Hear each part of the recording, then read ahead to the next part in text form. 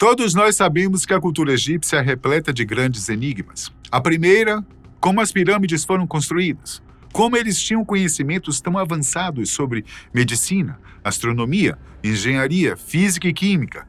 E como sabiam controlar tão bem o mundo ao seu redor, também são um mistério. Mas de tudo aquilo que ainda não fomos capazes de explicar, talvez a grande esfinge de Gizé seja o exemplo mais emblemático, a começar pela sua construção. Muitos acreditam que ela tenha sido erguida durante o reinado do rei Khafre, entre 2558 e 2532 a.C. Outros que ela foi obra de Hattusis, entre 2566 e 2558 a.C. E existem aqueles que defendem que o monumento tenha mais de 10.000 anos, sendo inclusive anterior à própria civilização egípcia. A forma como ela foi construída também não está totalmente clara. Assim como acontece com as pirâmides, e nem o seu verdadeiro propósito pode ser revelado. O mais provável é que ela seja uma homenagem ao faraó Khafre, a quem se atribui o rosto esculpido. Mas existem teorias de que a esfinge possa ter sido um templo, uma tumba, ou até mesmo uma antena para se comunicar com seres de outros planetas. Tudo isso está sendo teorizado por estudiosos e entusiastas há séculos. Mas nada se compara à versão dos fatos que viemos trazer para você agora, nesse vídeo. Você aí, já ouviu falar em Boris Kirpianovich?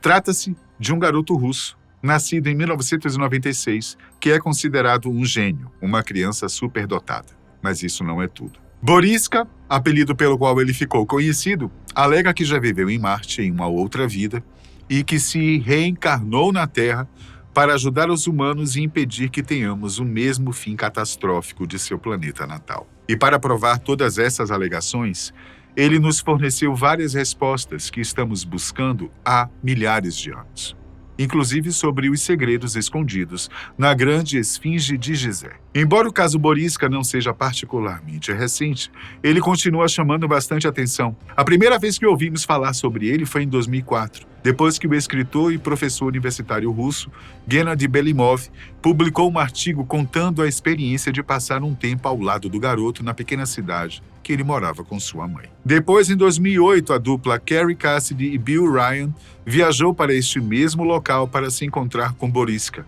e conhecer um pouco mais de sua história. Deste encontro surgiu o documentário Boriska Indigo Boy from Mars, ou Boriska, o Garoto Índico de Marte, na tradução literal. E foi a partir disso que o jovem ficou conhecido internacionalmente.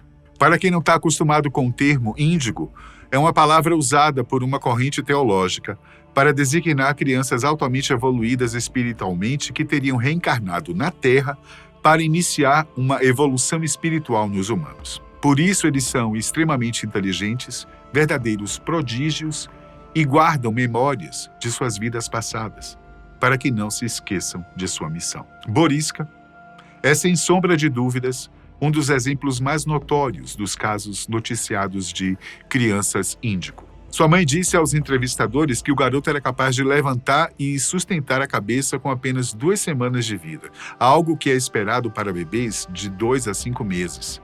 Ele também começou a balbuciar suas primeiras palavras com apenas 4 meses, e antes dos 2 anos já era capaz de ler materiais complexos como jornais. Junto a tudo isso, Boriska sempre demonstrou um conhecimento notável a respeito de conteúdos de física, química e astronomia, o que não é nada comum para crianças, especialmente para aquelas nascidas antes da Revolução Digital e fora de um grande centro urbano. Como esses comportamentos não tinham explicação aparente, Nadezhda, a mãe de Boriska, decidiu levar o filho a um centro especializado no desenvolvimento infantil. A primeira hipótese levantada foi a de que o garoto era superdotado. E casos assim não são comuns, mas também não são tão raros e de vez em quando ouvimos falar sobre um novo prodígio que foi descoberto em algum lugar do mundo. Boriska tinha todas as características para se encaixar neste perfil. Ele era extremamente inteligente, tinha uma memória excepcional, grande facilidade em aprender conteúdos novos, se distraía e ficava entediado muito facilmente. Era muito talentoso em áreas específicas, principalmente matérias de exatas. Mas aos poucos, um grande mistério começou a ser revelado. Junto com todas essas manifestações, Boriska passou a se lembrar e a falar sobre uma suposta vida passada, que não teria se passado aqui na Terra, mas em Marte. Inicialmente, a equipe de especialistas e a mãe do garoto pensaram que isso era apenas fruto de sua imaginação fértil. Mas os detalhes dos relatos e a correspondência com informações reais, às quais ele nunca poderia ter tido acesso, deixaram todos abismados. Suas primeiras histórias falavam sobre Marte, mas também de outros sistemas planetários e civilizações distantes, algo mais abrangente e genérico que ele poderia ter tirado de uma obra ficcional. Mas os relatos foram ficando cada vez mais específicos. E era difícil justificar que ele teria escutado aquelas coisas em algum lugar. Uma das histórias, por exemplo, contava como Marte havia sido destruído por uma catástrofe. Boriska dizia que seu planeta havia perdido sua atmosfera que os protegia contra os raios solares, algo que é sabido pelos cientistas aqui na Terra. No entanto, diferente do que imaginávamos, o motivo não foi a paralisação do núcleo e a perda dos polos magnéticos, mas uma guerra nuclear que alterou toda a estrutura do planeta. Depois disso, os habitantes que sobreviveram foram morar em cidades subterrâneas, o que só foi possível porque eles respiravam dióxido de carbono e não oxigênio como nós. Mesmo assim, as contínuas guerras e dificuldades de adaptação eram uma ameaça real para a extinção definitiva dos marcianos. Boriska contou ainda que trabalhava como piloto de espaçonaves quando morava lá e usava estes dispositivos para visitar vários lugares na galáxia, inclusive a própria Terra. Ele disse que teria visitado nosso planeta várias vezes e que havia uma relação bem estabelecida entre terráqueos e marcianos. No entanto, teria sido aqui que ele enfrentou um de seus maiores traumas de sua vida pregressa. Acontece que, em uma dessas visitas, Boriska presenciou uma grande catástrofe: o colapso da civilização lemuriana. Para quem não conhece, Lemúria seria o continente perdido que teria dado origem à humanidade e que esteve à frente deste planeta por milhões de anos, junto com os habitantes de Atlântida. Para muitos, isso não passa de um mito, mas não para o garoto prodígio da Rússia. Segundo ele, um de seus melhores amigos era um lemuriano, mas ele o viu perder a vida diante de seus olhos, quando uma enorme rocha colidiu contra a construção que ele estava no momento em que a ilha inteira foi consumida pelas águas. Foi como se o continente tivesse sido implodido e colapsado sobre o seu próprio peso, deixando de existir em poucos instantes. Ao contar essa história, o garoto se emocionou verdadeiramente, ainda que ninguém ao seu redor tenha sequer ouvido falar sobre essa antiga civilização. Ao ser questionado, Boriska disse que podia voar pelo espaço em naves redondas, que eram bastante complicadas, mas que manipulavam a trama do espaço-tempo para percorrer grandes distâncias em pouco tempo. Porém, para visitar a Terra, os marcianos usavam naves triangulares, pois a distância entre os dois planetas não era tão significativa em termos astronômicos. Mas as grandes revelações vieram quando o garoto foi questionado a respeito do que ele sabia sobre o nosso planeta. Uma das primeiras informações que eles nos deu, que foi vista por muitos como uma previsão, é que os polos magnéticos da Terra irão se inverter em um futuro próximo, o que irá gerar um cataclisma que ficará conhecido como o Dia do Juízo Final.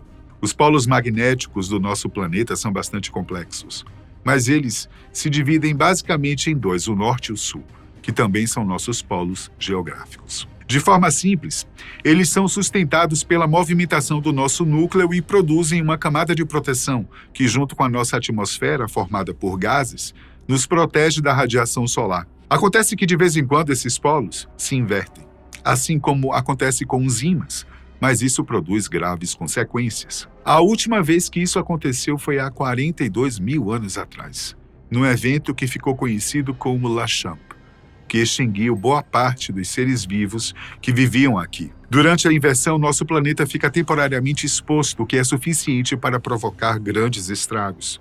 Os gases da atmosfera são bombardeados e criam-se buracos que danificam nossa segunda camada de proteção. O clima fica instável, gerando ondas de altas e baixas temperaturas, junto com grandes tempestades. E mais, o mais importante, a radiação afeta diretamente todos os seres vivos, como um pequeno adendo fornecido pela modernidade. Todos os nossos sistemas de navegação e comunicação ficariam fora do ar ou seriam destruídos.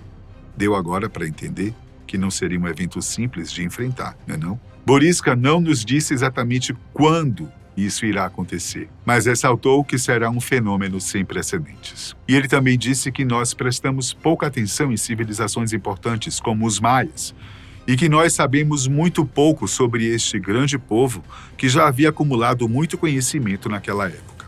Contudo, sem sombra de dúvidas, suas principais declarações tinham a ver com a civilização egípcia. Boriska deixou claro que a humanidade poderia encontrar um vasto conhecimento escondido sob as pirâmides. Não necessariamente a de Quéops, mas que há muito pouco interesse político e econômico para isso. E o principal, o garoto disse que a vida na Terra irá mudar quando a grande esfinge de Gizé for aberta.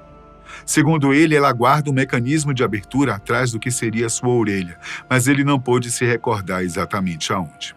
Essa informação deixou todos aqui da equipe bastante intrigados, e por isso nós fizemos algumas pesquisas para entender se isso realmente fazia algum sentido. E para nossa surpresa, a esfinge revelou ser o monumento mais polêmico e misterioso do Planalto de Gizé, muito mais do que as pirâmides em si, o que pode ser um grande indicativo que, de fato, algo pode estar sendo ocultado por lá. O indício mais antigo que a humanidade tem sobre a existência de eventuais construções dentro ou abaixo da esfinge estão na pedra que foi erguida e fixada na frente do monumento por Tutmoses IV. Em algum momento, entre 1401 e 1391 a.C. Os desenhos ali gravados mostram o futuro faraó fazendo oferendas diante da esfinge, que está assentada sobre uma construção complexa. Tradicionalmente, os arqueólogos dizem que esta é uma representação do templo que fica diante da construção, mas sua estrutura é claramente diferente, e os egípcios teriam deixado isso claro com o uso da perspectiva. Plínio, o naturalista romano nascido no ano de 23, na nossa era comum, disse em vários momentos de sua obra que os egípcios tratavam a esfinge como uma divindade, e isso poderia indicar que algum poder estaria escondido em seu interior. Vários cronistas árabes do século X também corroboraram com esta ideia, mas afirmando que existem portas secretas que levam a câmaras que escondem tesouros incalculáveis. Mais recentemente, na primeira metade do século XX, o místico Edgar Cayce afirmou que a grande esfinge era a guardiã do Salão dos Arquivos, ou pelo menos o portal para acessá-lo. Nesse lugar, estariam guardados registros de toda a história humana, incluindo resquícios e provas da existência das civilizações da Lemúria e Atlântida, trazidas pessoalmente por sobreviventes das catástrofes. Segundo ele, todos os monumentos do Planalto de Gizé, incluindo as pirâmides, foram construídos há mais de 10 mil anos por estas civilizações e não pelos egípcios, uma opinião nada popular nos dias de hoje. As primeiras escavações modernas feitas na esfinge foram realizadas entre 1925 e 1936, conduzidas pelo engenheiro francês Émile Barrais, por ordem do Serviço de Antiguidades do Egito. Ele começou os trabalhos retirando toda a areia que havia se acumulado em volta e sobre a estrutura em si, construindo um muro de proteção logo em seguida, para que a área não ficasse coberta novamente. Depois disso, ele passou a analisar algumas rachaduras provenientes das restaurações feitas na época dos faraós e acabou descobrindo 2 entradas. Uma situação na anca, ao norte do centro, e outra à esquerda, a meio caminho entre as patas traseiras e dianteiras. Porém, ambas pareciam levar para becos sem saída.